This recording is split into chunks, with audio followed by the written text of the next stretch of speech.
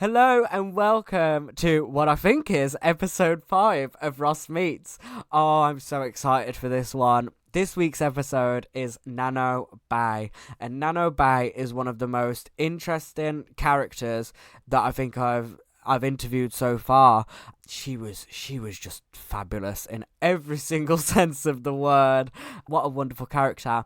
I wrote down on the socials and in the kind of preparation for this interview that I've never seen Nano look the same in any photo. She literally looks completely different. In every photo that she's taken in, she looks completely different. She's all about the reinvention vibes, which I absolutely adore. If you know me, you know I love reinvention and really, characterizing yourself and changing yourself and being able to change yourself and just fit into any mold and fit into any kind of personality that's given to you. I absolutely love that. That is the making of a great artist, and that is everything that Nano Bey is. She's so early on in her career, in terms of posting stuff on streaming services, but she is absolute. She's just got such a good way of doing it and such great knowledge already on how she should be doing it and how she should be marketing herself for such a young artist is just brilliant. And one of the things that struck me was she's been everywhere. She's been all over the world, looking into different cultures and different experiences, and just she's been everywhere, Berlin, Tokyo, everywhere. She's been all across the world. She's a real globe trotter. And yeah, you can really see that come through her music. She's also in so many different genres of music, and she's so multi-talented and multifaceted in that way. Rapping, songwriting, lyricism, all that kind of stuff. She just absolutely smashes out the park, and I was just so glad to meet her.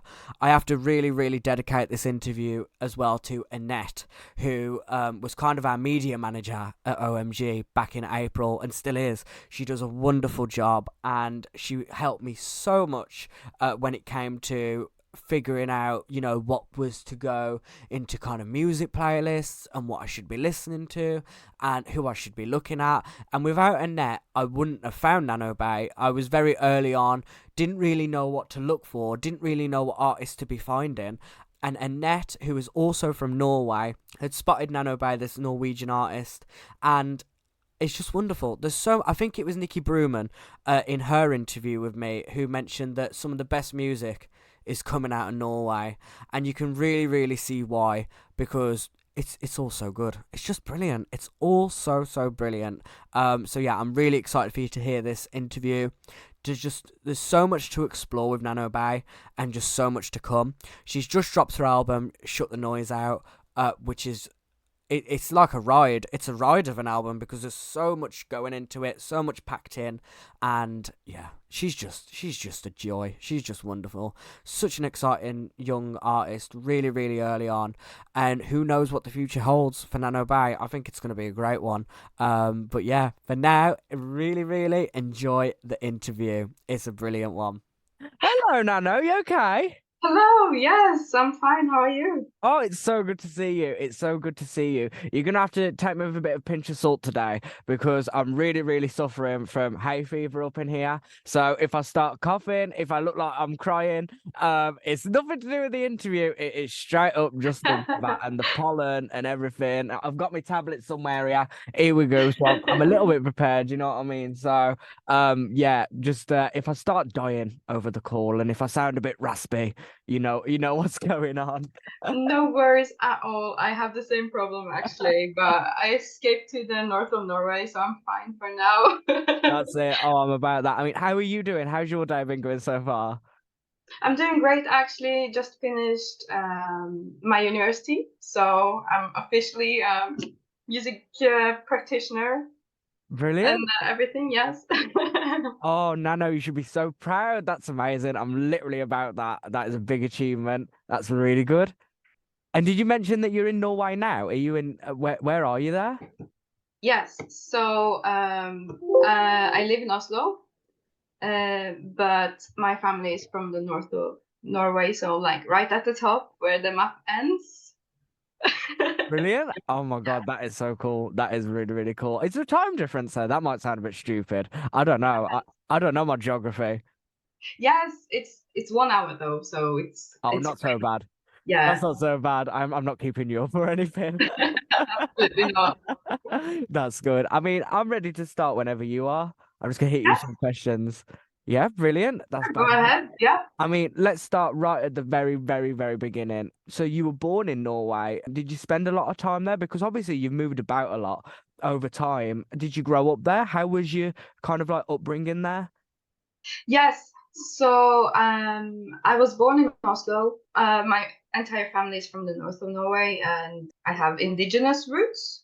And then as I became a teenager, I just wanted to escape my little village and explore the world. And so I moved to Tokyo for a year to study Japanese language and culture. And then when I came back, I felt like the distance was a bit too far away for me, and so I wanted to pursue music. And so I moved to London and did my bachelor's there with 1 year in Berlin as well. So yeah, I've been in quite a lot of countries and experienced yeah, a lot of languages as well. But yeah, I do like Oslo, where I'm at right now.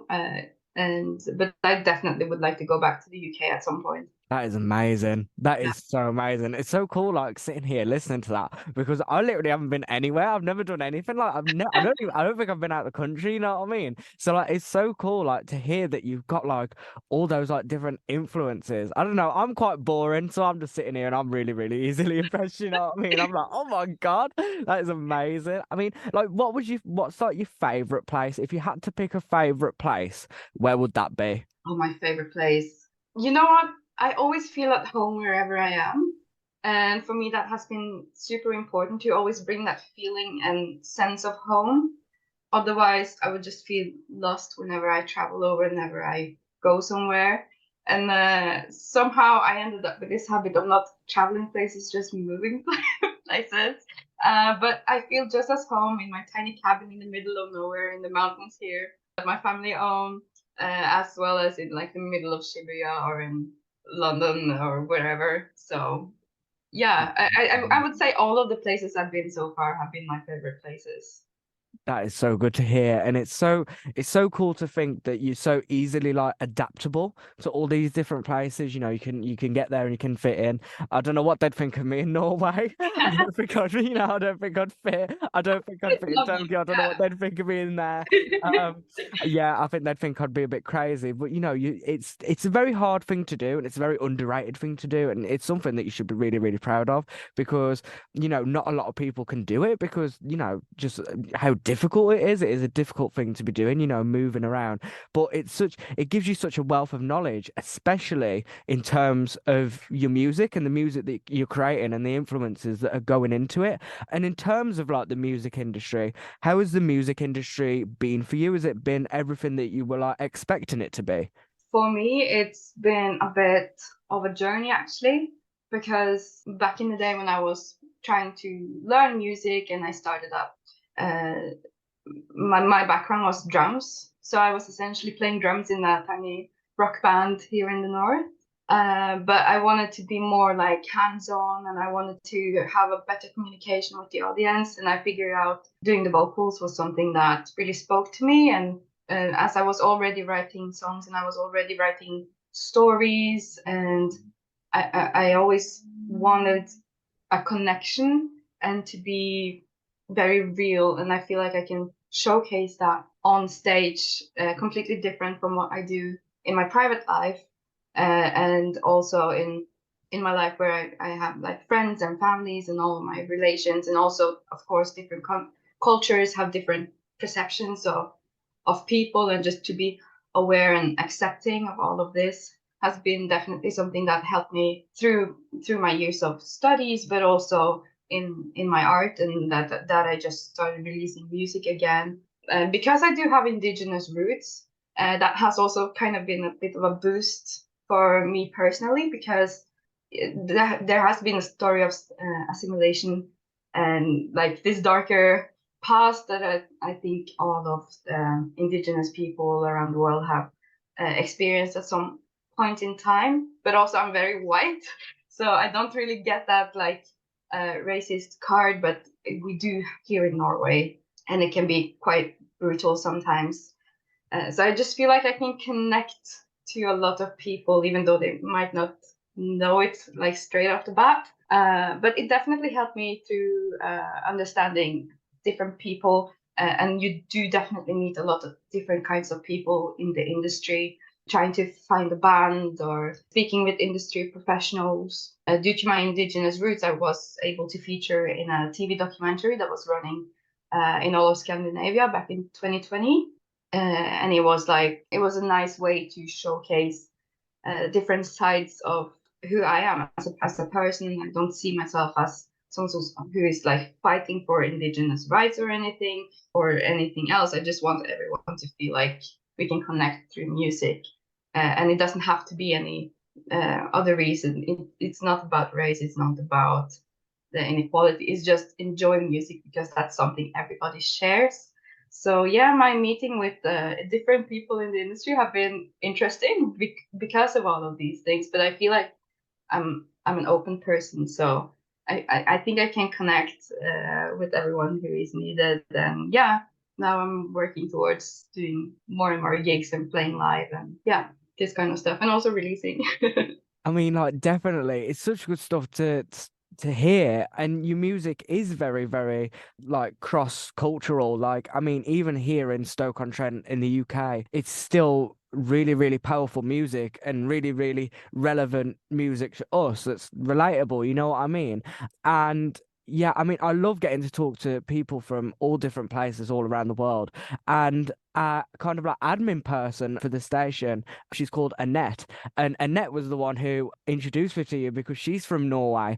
And she was like, "Oh, Ross, will you check out this Norwegian singer?" And I was like, "Oh, yeah, of course I will." And I looked through and I was like, "Oh, this music is amazing. I really, really need to kind of reach out and try and get her involved with the station." And I'm so glad that I did because there's so much that, as you said, goes behind your music. And it's so interesting to like have the opportunity to chat to you, someone that is, not that far away. I mean, Norway isn't too far away. It's only like, a little bit up the top to the right. You know what I mean? It's not too far away at all. But it's there's a difference. Do you know what I mean? But it's good to, be able to sit here and explore that and talk about it and relate and because it's something that we wouldn't really think to do. Do you know what I mean? I Yeah, I interviewed like a German band not so long ago. And I told them, I said to them, the music, we in the UK, we don't really get to hear music from other cultures so much in the charts or just genuinely what we're listening to. And it's a shame. It's only really around like, I know this sounds a bit, but it's only really around Eurovision time that we get exposed to it. And then we're like, oh my God, this music's really good. And then the rest of the year, we're kind of, it just fizzles out for some reason. I haven't really got a clue why, because the music is really strong on its own. It's really good stuff. yeah, I completely agree. I felt kind of the same when I lived in the UK as well. But at the same time, I feel like it's time to look other places as well, because there's a lot of sounds and a lot of soundscapes that hasn't been in the charts but might be interesting for people to experience. Um I like making stuff that is first off relatable and can, yeah, make people feel something. And a lot of the stories that I bring in is from my family's background. Like even the Ghosty song, the first song that I released this year, was about first of all ghosting. That is like a very current thing that is happening right now, and I think people our generation really can like connect with and have some experience with, or they know someone who has experience with this.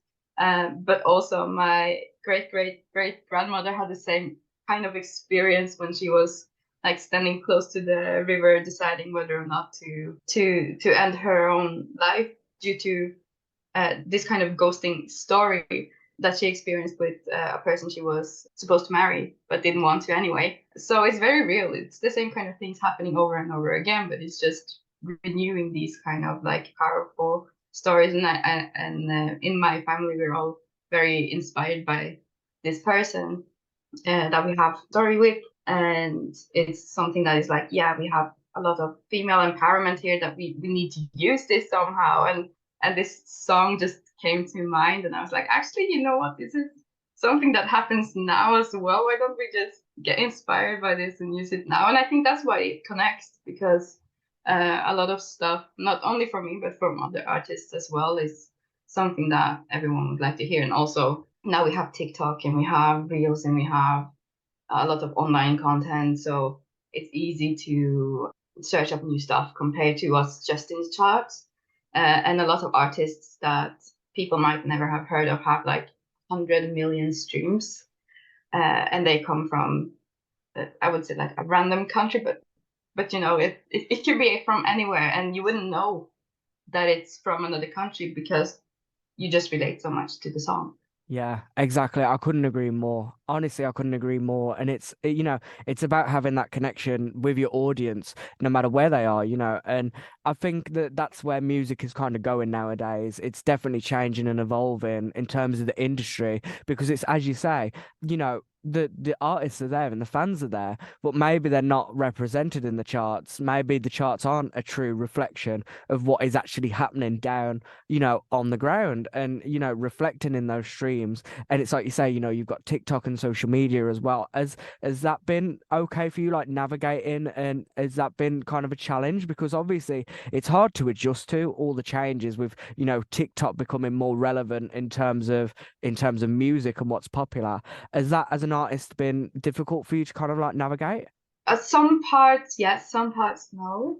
Obviously, suddenly having an entire new platform to communicate through has been an eye opener, I think, for everybody. And also trying to stay current and understanding trends and understanding how everything works, and also understanding how to utilize it in the best possible way has been interesting for me, because usually my I would say the areas that I focus the most on, I think a lot of artists also can relate, is the music itself. So then suddenly trying to promote it on other platforms. Instagram has been with us for such a long time that everybody kind of knows how to use it. I would say the same with Facebook. However, due to trends of it not being popular enough, or it's a dead um, app, from what everyone uses now. It's simply not true, because the status the stats are there that it's definitely something to not sleep upon, and just trying to be current on every single platform that you want to use. I also use some Japanese apps because I speak Japanese, and I have friends and family in Japan that also try to follow along the journey, and they don't necessarily use like TikTok or Facebook. So I would have to communicate through other kinds of platforms. And I think um, being aware what kind of platforms you want to use as well. For me, it's no use using TikTok if I don't want to perform in a country that uses TikTok. But of course, I do. I would like to play like in the UK. I would like to travel around in Europe, where it's definitely very much current, but it's not as current in other countries. And just understanding where your audience is really. For me, I spent a lot of time this past year trying to learn and trying to figure out all the details around my artist persona, which is Nano Bey, and the reason behind why I use all of the social medias that I do. And for me, it should be a reason why. Also, I like TikTok, so I'm using TikTok. I'm still trying to figure a little bit out what kind of content I want to put out, because I don't want to put out just because it's a trend. I want to showcase something that really showcases me as Nano Bey. Same with Instagram, and also through my website. And I do use Twitter sometimes, but uh, it's a bit of a mess sometimes to keep track of all the apps. But yeah, I hope, hopefully now that I'm building a team as well, we can work on it a bit better and a bit more. And I think other new artists also shouldn't be afraid to ask friends and family to help out. Um, I also have my sister. She helps me out with, for instance, posting on Twitter whenever I need, so that I don't have to follow along on every single platform. It's easier for me to answer something that has been put out, although we all agree on what is put out. And I think just asking friends and families for a little bit of help always, always, always makes it so much easier to both communicate to the audience and also doing it correctly without being stressed out and losing the attention span. Definitely. I mean, it's really, really hard to keep track of everything, and it is really difficult. You have to allocate a lot of time to this stuff, especially like on a technological side, which I didn't really realize, even on my side as well, from my point of view, it's so difficult keeping up with everything and tracking everything and all the apps, and it's about your persona as well online, and it's something that you do really, really well as well. And that's something I wanted to talk to you about, your art and, how artistic that your posts are and well put together and like the artwork for the singles as well. It really, really just flows and matches the music so well. And you look completely different in every single thing that you put up, you know what I mean? And that is so wonderful because it shows that evolution and the reinvention and that you're capable and can do anything. How has that been for you? Is that something that's important to you? Definitely, like, portraying that artwork.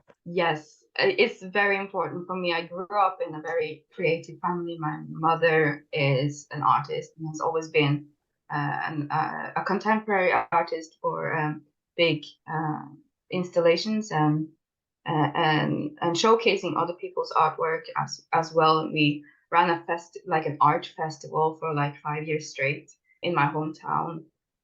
So we've always been very like focused on showcasing like, okay, I'm releasing a song. But it's not just for my project, but for all creative projects that I've been participating in. It's not just about the song itself, because there's so much more that can amplify the meaning of the song. And I think for everyone who perceives the song, they have different perceptions of what it means to them, which is lovely. I love that idea, and I love that everyone can make it their own.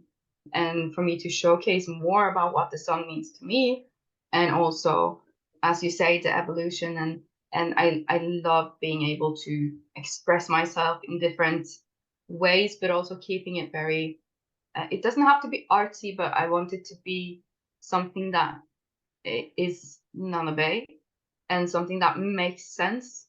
And I'm very conscious about the use of colors or settings or concepts, and I love being able to change with every release. I'm working towards a album release, so that's going to be an entirely new thing as well, and I enjoy the creative aspects of everything. And all of the photos pretty much that has been in my social medias and websites and everything so far has been done by me myself. And the photo shoots and everything is from my point of where I'm right now. Oh my goodness, English is not doing it for me today. From where I am right now, I do pretty much everything myself.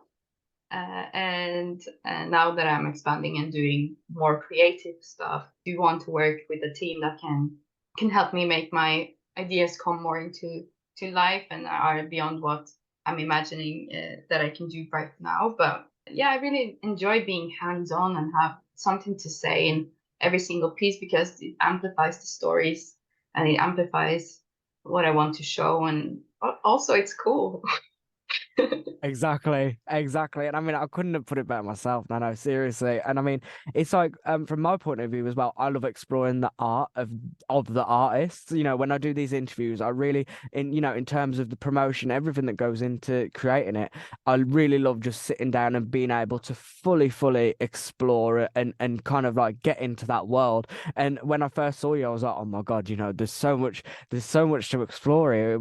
It'd be amazing, you know what I mean, to sit down and do an interview, and then on the flip side of the interview, work on all the promotion and work and really get to showcase and kind of explore the art side and showcase it.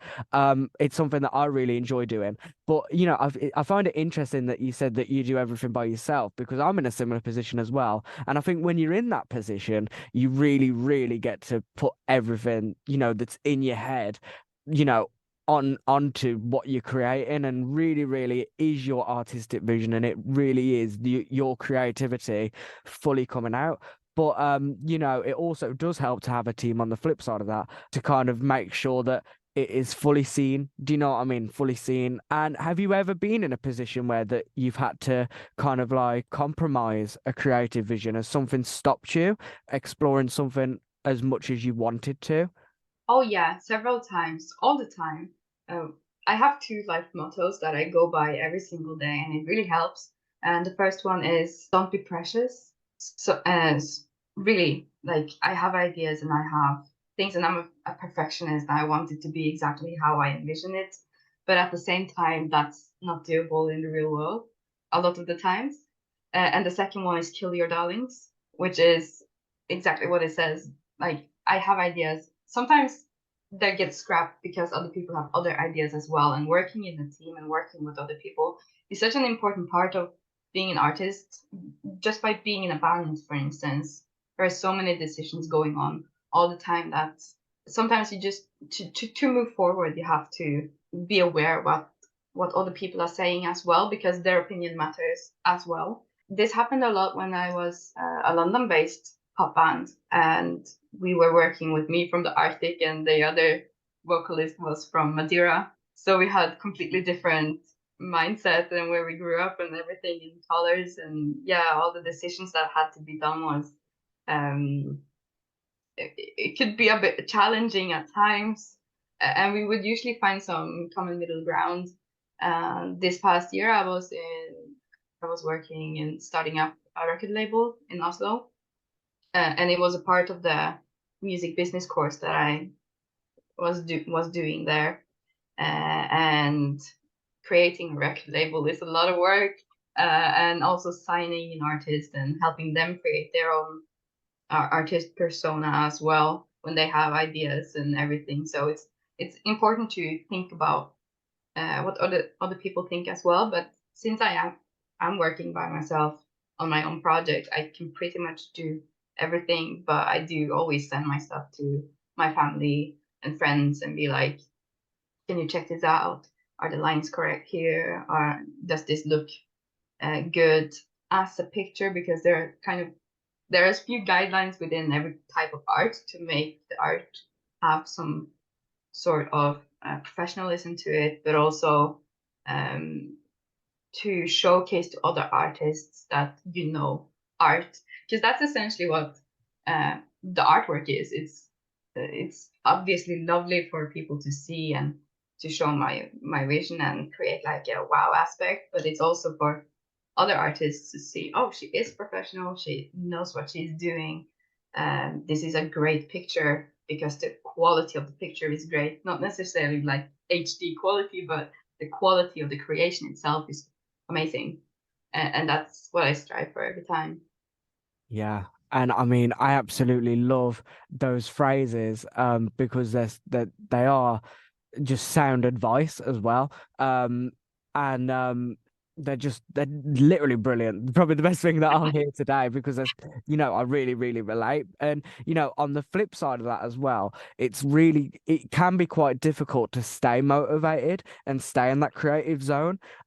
Especially when you don't switch off and you're constantly thinking about ideas and things that can be going into either the artwork or the music. How do you is it how do you stay motivated, Nano? How do you keep that mindset going? So I worked so many years for other people and helping other people with their own projects. And every time I felt like I wanted to quit, I was reminded that I don't want to do anything else with my life. I always want to stay creative and have the option of being creative, standing on a stage and just showcasing stories. I love standing on stage because you own the room in a different kind of way than you do from being in the audience. Obviously, the audience is what what drives me being an artist, but I also uh, like the motivation is really just because it's fun. That's the biggest motivation. It's really just because it's fun. and I want to do something fun with my life, and I want to have that ikigai thing where you have something that makes you want to wake up in the morning and get on today. And for me, that is being in this creative side of the industry and creating songs, singing songs and performing them, which is yeah, essentially why I do what I do because I love it. That's my main motivation. I mean, that's great to hear. That is so, so good to hear. And you briefly then just touched upon, performing live. And on the flip side, that's another aspect of the music that you've got to be thinking about. How has that been for you? Have you had like a favorite performance so far? Yes, I did one headliner performance as part of a tour with a good friend of mine from Poland, and she was doing this European tour, and she asked me to do a joint headliner gig in Oslo, which was the first Nano Bey gig that I ever did. And we only had 3 days to rehearse the songs, which was quite interesting.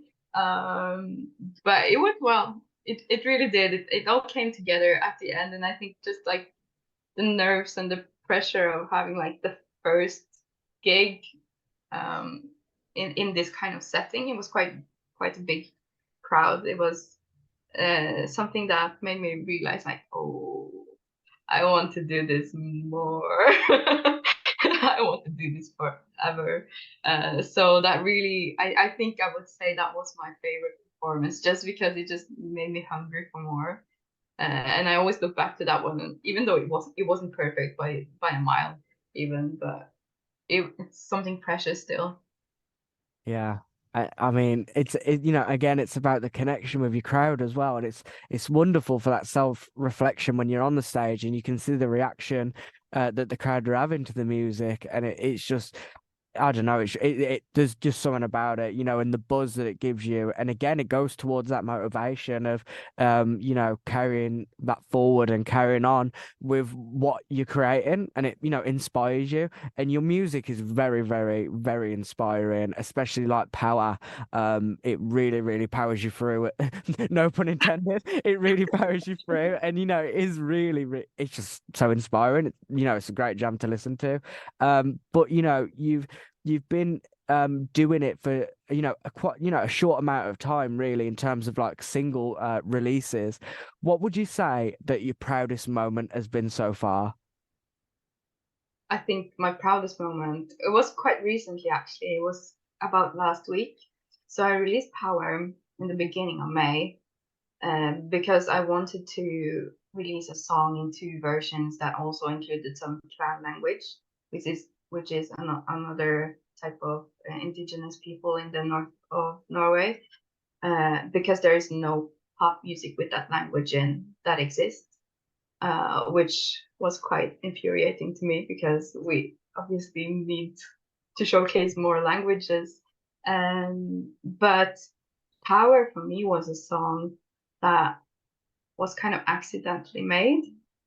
I was by the piano and I made the song. I made the chorus, and it was just stuck in my head for about 2 years, I think, before I wrote out the entire song with my guitarist. And then seeing the song ready and released, and that it got some press and that people liked it was very nice. But last week there was a newspaper page with the song, and they were reviewing the song. And my mother sent me a video of my grandfather reading it out loud. That made me cry. And he was so proud. And that is definitely my favorite moment so far. Oh, Nana, that is amazing. That is so wonderful to hear. Oh my God. That is literally so wonderful to hear. And another interesting thing that you just said there, with the language as well. I mean, you're quite early on, like I say, with these releases, and you're already changing the game and introducing your audience to brand new things, you know what I mean, like a new language, like in terms of like being showcased in music. It's just it's unreal. And if you're doing this so early on, what are you going to be doing in the future? It's wild to think about, and it's so exciting to think about. And I think the future for you is so, so exciting. You're such an exciting artist. And have you got anything lined up kind of like in the near future, any dates that you want to mention? Maybe, another single or two, or like an album, as you said earlier. Is there anything you Yeah. kind of want to shout out? Oh yeah, for sure. The 16th of June, I have a new single coming out, and it's more of a fun summer track, that I'm going to make a music video for it as well, but that will be a bit later, like around August. And then I have an album coming out on the 22nd of September, featuring some of the songs that you already heard, but also new stuff that is uh, gonna be featured on that album. Yeah. That is amazing. That is amazing. I'm literally so excited. I can't wait to go back to Annette and just tell her how lovely you are. I mean, she'll see the interview, you know what I mean? But I can't wait to go back to the studios and be like, oh my God, Annette, thank you so much. I Thank legit you. can't wait.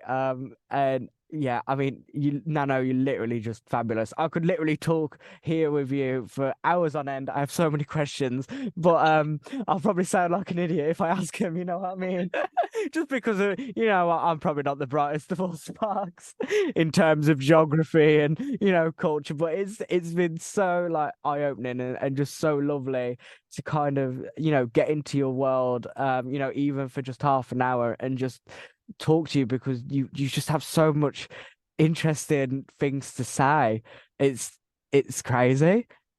It's been wonderful to be asked to be here. That was such a nice thing, and I was very excited, and it's been such a lovely time, and yeah, I really appreciate it because yeah, I'm starting up now, and I'm not ready to stop, and definitely just gonna continue releasing more music, and yeah, I really appreciate it.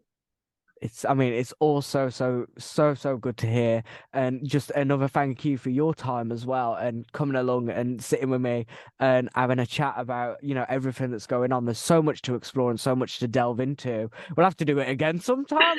We'll have to have another catch up somewhere down the line and, really get back into it again, and see how far you've come, and see how you've changed again. And I'm really looking forward to putting this interview together and, exploring your art more, and getting that together. I'm just so excited. It's just brilliant. But yeah, thank you, Nano. Thank you so much. Thank you very much.